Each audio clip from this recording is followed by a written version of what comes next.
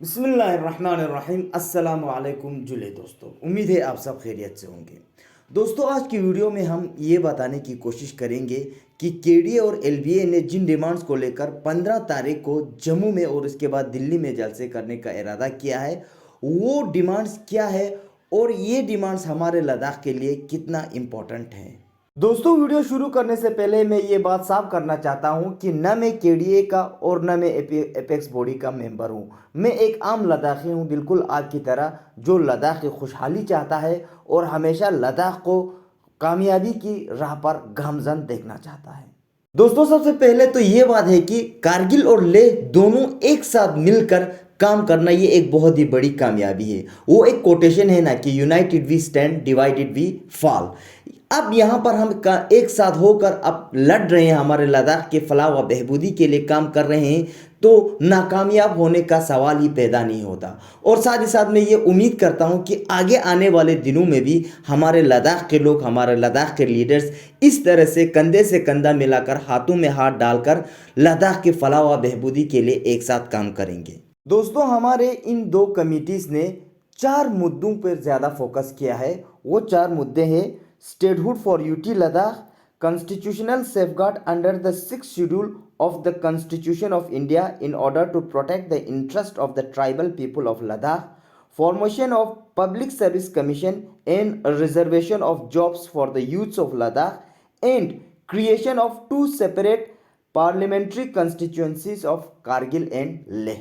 सबसे पहले तो हमें यह मालूम होना चाहिए कि एक स्टेट और एक यूटी में क्या फ़र्क होता है और हमारे लीडर्स स्टेट का मुतालिबा क्यों कर रही हैं। दोस्तों, इसको लेकर मैंने एक तफसीलन video, union territory a brief information about the UTs of Ladakh कहकर एक वीडियो ऑलरेडी अपलोड किया है, जिसमें मैंने तफसीलन बताया है कि एक स्टेट और एक यूटी में क्या फ़र्क होता है। फिलहाल मैं यहाँ पर मोटी मोटी अल्फाज में बता दूँ तो स्टेट के पास एक ऑटोनॉमी होता है, जिससे वो अपना रिप्रेजेंटेटिव चुन सकते हैं और काफ़ी हद तक वो अपने ही स्टेट में अपने रूल्स बना सकते हैं।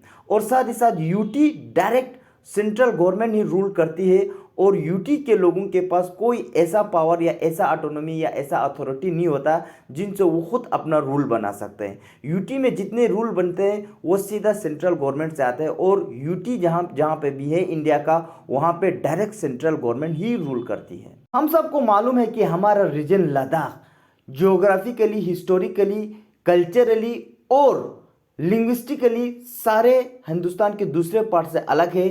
तो जितना हो सके हमारे लोकल लीडर, मुकामी लोग चलाएंगे, उतना हमारे लद्दाख के लिए बेटर होगा। दोस्तों, दूसरा मुद्दा है 6 शेड्यूल। दोस्तों, ये 6 शेड्यूल हिंदुस्तान कानून के तहत आर्टिकल 244(2) और 275(1) में आता है। ये एक तफसीली गुफ्तगू है। अगर मैं 6 शेड्यूल पे ही बात करूंगा तो हमारा सारा वक्त इसी में चला जाएगा।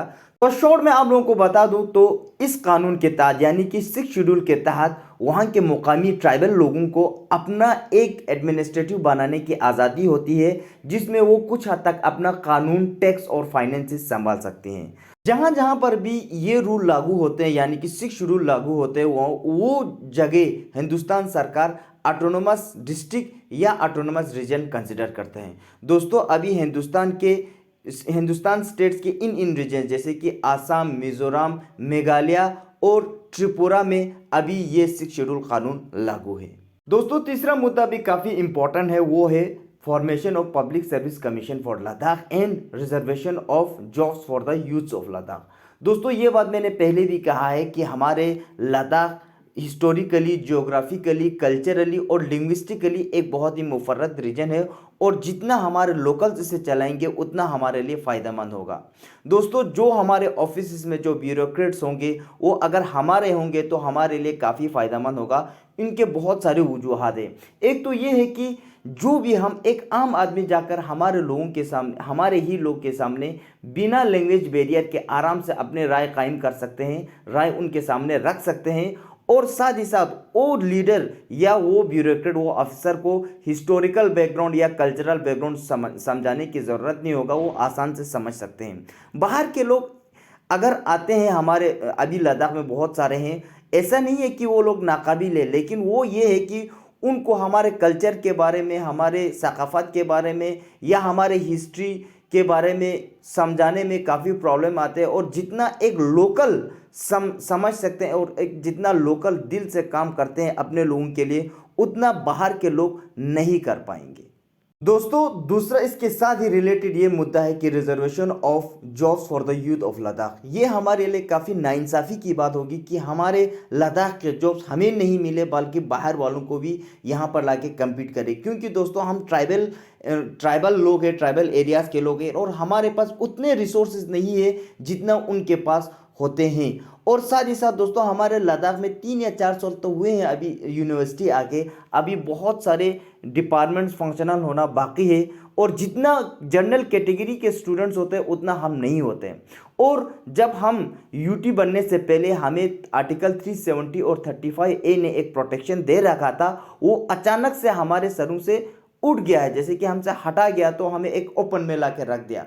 तो जम्मू कश्मीर, यूटी जम्मू कश्मीर ने अपने लेजिस्लेटिव के तहत उन्होंने एक कानून बना लिया है कि जो जम्मू कश्मीर का पीआरसी जो प्रोसेस करते हैं, जिनके पास है पीआरसी, वो जॉब के लिए अप्लाई कर सकते हैं। लेकिन लद्दाख में जम्मू कश्मीर की तरह ऐसा कानून फिलहाल नहीं है, क्योंकि हम लद्दाखियों के पास वो पावर नहीं है। इसीलिए हम देख सकते हैं कि 2019 से लेकर अभी तक कोई भी गेजेटेड पोस्ट लद्दाख में अनाउंस नहीं हुआ है।